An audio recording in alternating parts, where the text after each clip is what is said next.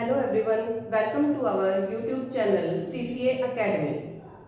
I hope आप सभी ठीक होंगे।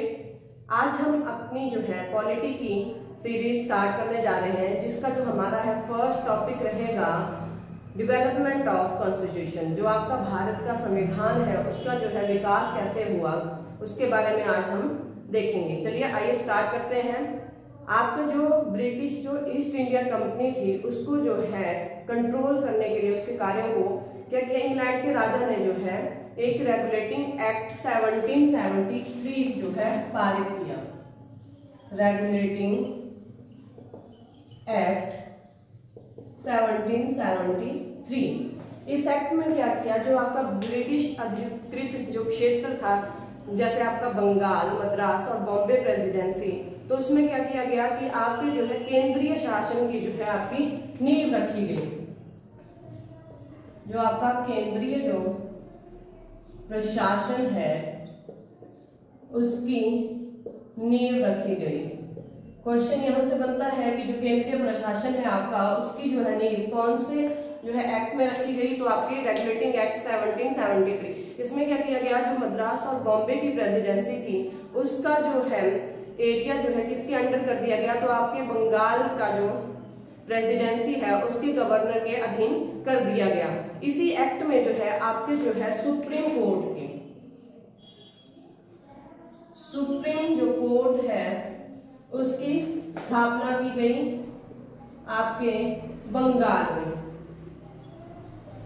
1774 में जो है ये सुप्रीम कोर्ट स्थापित हुआ। बट इसकी जो पूछा जा सकता है कौन से एक्ट के तहत आपकी स्थापना की गई, तो आपका रेगुलेटिंग एक्ट 1773 के तहत। इसमें और क्या किया गया, जो आपके मेन जो न्यायाधीश थे इस कोर्ट में वो थे आपके मेन जस्टिस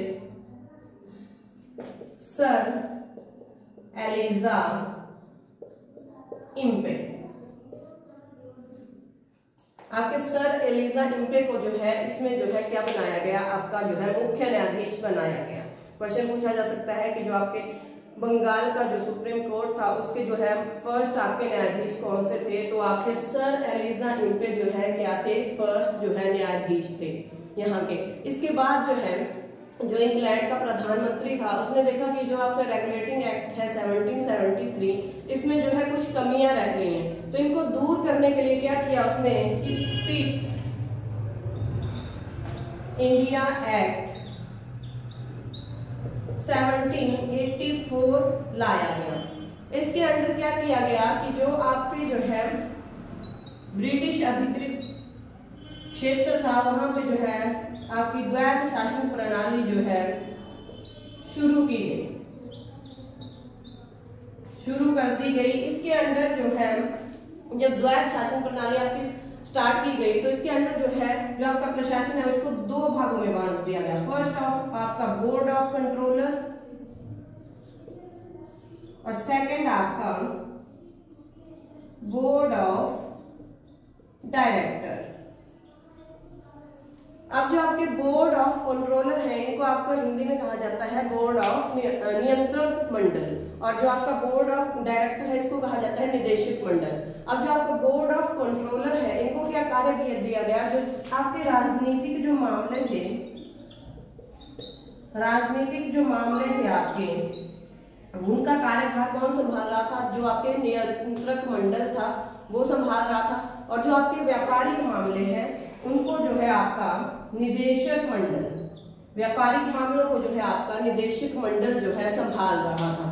इसके बाद जो है क्या किया गया कि आपका जो है एक्ट लाया गया, चार्टर एक्ट 1786। इस एक्ट में क्या किया गया, जो आपका गवर्नर था उसको जो है वीटो पावर जो आपकी है दे दी गई। इसके अनुसार जो आपका गवर्नर है उस टाइम का बंगाल का, उसकी अनुमति के बिना जो है कोई भी कानून जो है मान्य नहीं होगा। इसके चलते जो है फिर आपका जो है आपके जो लॉर्ड वेलेस्ली थे उनकी जो आक्रामक नीतियां थी उसके चलते जो है कंपनी की जो है दयनीय स्थिति हो गई। तो उसके चलते जो है आपके इंग्लैंड के राजा ने जो है चार्टर एक्ट चार्टर एक्ट आपका 1830 लाया गया, जो आपकी ब्रिटिश ईस्ट इंडिया कंपनी है उसकी जो है दयनीय स्थिति को देखते हुए। तो यहाँ पर क्या किया गया इस एक्ट में, जो आपकी ब्रिटिश ईस्ट इंडिया कंपनी है उसका जो एकाधिकार था व्यापार पर, व्यापार के एकाधिकार को जो है सीमित कर दिया गया, सीमित कर दिया, सीमित कर दिया गया आपके जो है ब्रिटिश ईस्ट इंडिया कंपनी है। परंतु सीमित तो किया गया, इसमें जो है इसके बाद जब सीमित कर दिया गया तो आपके यहाँ पर क्या हो गया, आपकी जो है विदेशी जो अन्य कंपनियां थी, कंपनियों का जो है आगमन हो गया भारत में। अब अनदर जो कंपनियां थी आपकी वो भी क्या कर सकती थी, भारत में आके व्यापार कर सकती थी, परंतु जो ब्रिटिश ईस्ट इंडिया कंपनी को है एक एकाधिकार रहने दिया आपका कुछ आंशिक रूप से, तो वो था आपका जो चीन के साथ व्यापार और जो आपका चाय का व्यापार था, इस पर जो है किसका एक अधिकार था, तो आपका जो है ब्रिटिश ईस्ट इंडिया कंपनी का। इसी के चलते जो है विदेशी कंपनियों में इसमें जो है ईसाई धर्म के प्रचार को भी आपके जो है इधर आज्ञा दे दी गई, परमिशन दे दी गई कि आप भारत में आके जो है अपने धर्म का जो है प्रचार कर सकते हो। इसके बाद जो है आपका 20 साल बाद जो है एक और चार्टर एक्ट आया, चार्टर एक्ट 1833। अब इस एक्ट में जो है व्यवस्था की गई कि आपकी जो ब्रिटिश ईस्ट इंडिया कंपनी है इसका जो एकाधिकार है, एकाधिकार उसको जो है पूर्णतः समाप्त कर दिया गया, व्यापार का पूर्णतः क्या कर दिया गया, इसके अधिकार को जो है समाप्त कर दिया गया। अब जो है जो ये ब्रिटिश ईस्ट इंडिया कंपनी थी इसके जब एकाधिकार समाप्त कर दिया गया तो जो एकीकृत शासन है आपका, जो एकीकृत शासन है, शासन की व्यवस्था कहां कर दी गई, तो आपके इंडिया में।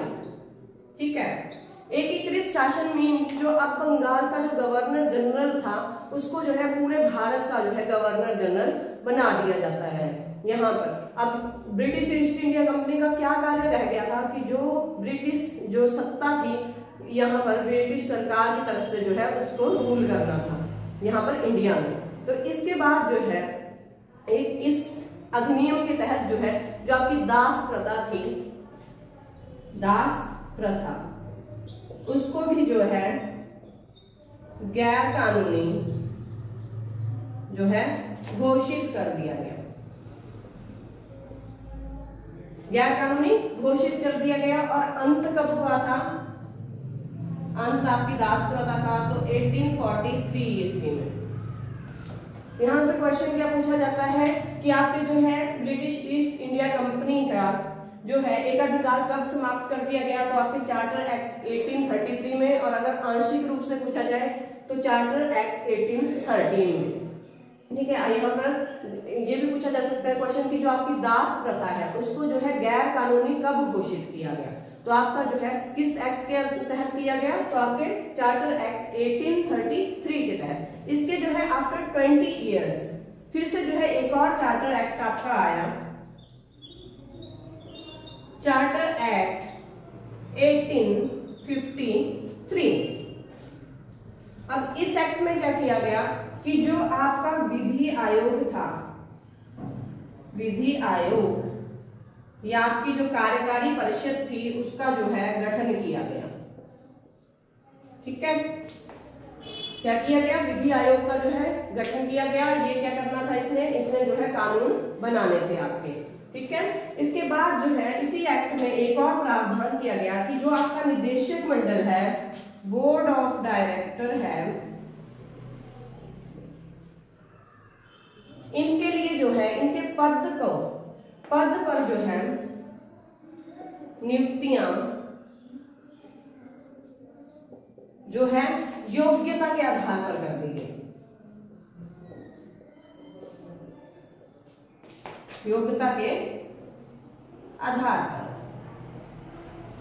इसका मतलब है कि जो आपके निदेशक मंडल है उसके जो भी सदस्य या जो उच्च अधिकारी हैं उनकी जो है उनके लिए योग्यता डिसाइड कर दी गई कि उन्हीं अधिकारियों को चुना जाएगा जो इस पद के काबिल होंगे।